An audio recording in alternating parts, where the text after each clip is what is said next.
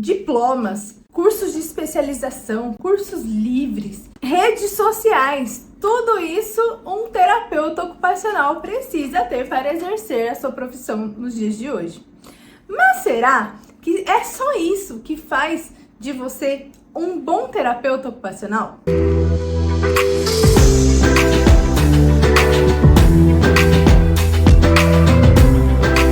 Olá, meu nome é Beatriz Bel, sou terapeuta ocupacional e hoje eu gostaria de falar com vocês aqui algumas características que um terapeuta ocupacional deve ter para trabalhar como terapeuta ocupacional.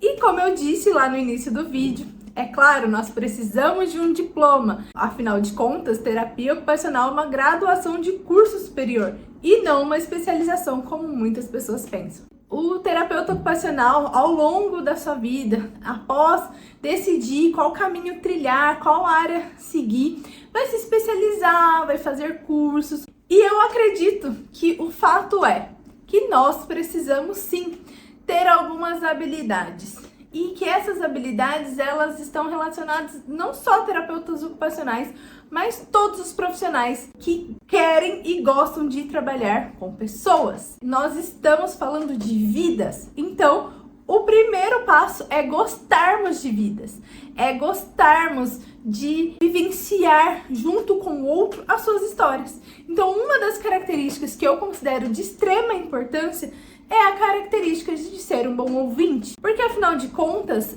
apesar de estarmos ali para auxiliar o nosso cliente, nosso paciente, a melhorar alguma habilidade relacionada às suas ocupações humanas, o nosso papel inicial é entender essas queixas, essas demandas.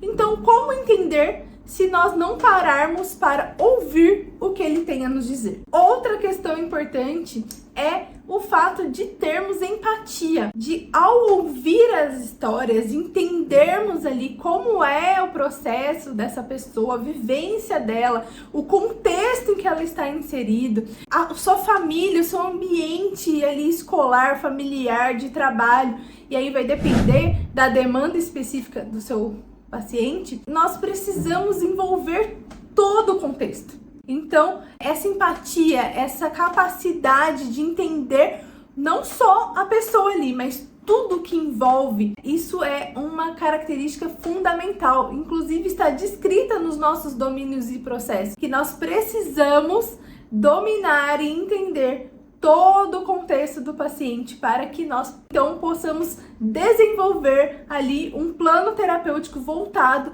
específico para a demanda daquela pessoa. E por isso nós precisamos desenvolver essa habilidade de empatia, porque nós não podemos julgar todo esse contexto, todo esse histórico. Nós precisamos então ouvir, entender e estar ali disposto a nos relacionarmos e vivenciar isso junto com o nosso cliente. Outra característica fundamental é a verdade. Nós, terapeutas, nós precisamos sempre estar do lado da verdade. Por que eu falo isso? Porque muitas vezes o nosso cliente, ele vem com expectativas muito altas ou expectativas de muito longo prazo. E eles querem muitas vezes uma receita de bolo, uma coisa assim muito direta, né, do que precisa. Então, por exemplo, eu trabalho com crianças, às vezes a mãe fala: ai, meu filho não come sozinho. E aí ela quer que a gente trabalhe ali para ele comer sozinho. Mas, quando a gente avalia, quando a gente realiza essa escuta, nós entendemos que tem algo antes ali, uma questão motora, sensorial, que precisa ser desenvolvida. E então, nós precisamos ser honestos com aquela família e dizer se aquela expectativa, se aquela demanda que ela trouxe está alinhada com a realidade que a criança se encontra naquele momento. E estabelecer, então, prazos, metas, objetivos claros para que essa intervenção aconteça de forma efetiva e sermos honestos quando sabemos lidar com aquela situação, quando não sabemos, quando aquilo diz respeito à habilidade que o terapeuta tem, habilidade técnica, quando não temos essa habilidade técnica, sermos honestos e encaminhar para que não haja nenhuma perda de tempo daquela família no seu consultório. Enfim, a verdade, então, que engloba toda essa questão do relacionamento, para mim é uma característica fundamental, um valor importante para que os terapeutas ocupacionais tenham para trilhar esse caminho junto com as famílias. Outra característica é ser um bom observador. Então, além de ouvir, nós precisamos observar. Sermos capazes de entender através da representação comportamental, através das ações, tanto do nosso paciente como da sua família. E, principalmente, observar esse paciente nos diversos contextos em que ele está inserido. Porque esses comportamentos, as ações deles vão mudar dependendo do contexto, dependendo de quem estiver junto dele. Então, é importantíssimo que nós possamos observar.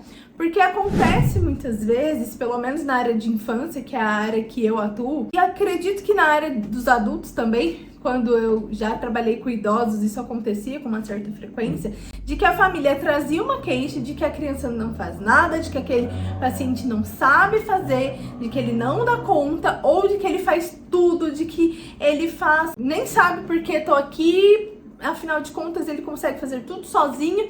E quando a gente observa e vai avaliar, a gente vê que é um pouquinho diferente do que a família trouxe. Então, a nossa escuta, que é aquela primeira característica que eu falei, ela vai nos permitir entender o que a família tem de demanda, entender o que aquele cliente tem de demanda, e a observação, ela vai nos possibilitar linkar o que foi ouvido com o que é feito de fato, de forma concreta e real, e então conseguirmos entender, lógico, com aplicações de testes, enfim, mas entender ali o que aquele cliente, o que aquele paciente realmente precisa, o que faz parte realmente, que bate ali com o que foi ouvido, o que é um pouco diferente, e aí então nós vamos conseguir analisar e trilhar os objetivos e caminhos que o nosso cliente, nosso paciente então precisa. Outro ponto, nós precisamos gostar de pessoas.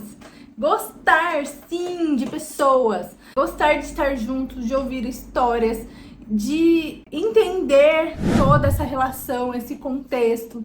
Porque, como eu disse, nem sempre nós vamos lidar só com o nosso cliente. Muitas vezes nós vamos lidar com os outros profissionais envolvidos, com a família, com cuidadores. Então, nós precisamos ter essa disposição de nos relacionarmos, de estarmos conectados com pessoas. E isso é uma característica que precisamos ter. Então, se eu sou alguém que prefiro ficar ali atrás de uma máquina, atrás de um computador, se eu prefiro ficar ali nos bastidores, vamos dizer assim, sem ter esse contato direto, talvez seja necessário repensar aí se a terapia ocupacional é um curso, uma profissão pela qual eu optaria, porque ela precisa dessa relação direta. E é até por isso que muitas vezes nós questionamos a abertura dos cursos exclusivamente online, porque não existe essa troca, e essa troca é uma das coisas primordiais para o nosso trabalho. Então, esse é um ponto que eu acredito que seja válido como uma característica que nós precisamos ter. E você aí, que é mãe ou familiar de algum paciente que passa como terapeuta ocupacional, ou você que é terapeuta ocupacional, comenta aqui quais outras características que você considera fundamental para um terapeuta ocupacional ter. Se você gostou desse vídeo, não esqueça de compartilhar com outras pessoas que podem se beneficiar dessas informações. Não esqueça de curtir o vídeo se você gostou e se inscrever no canal para receber as atualizações dos próximos vídeos. Até mais!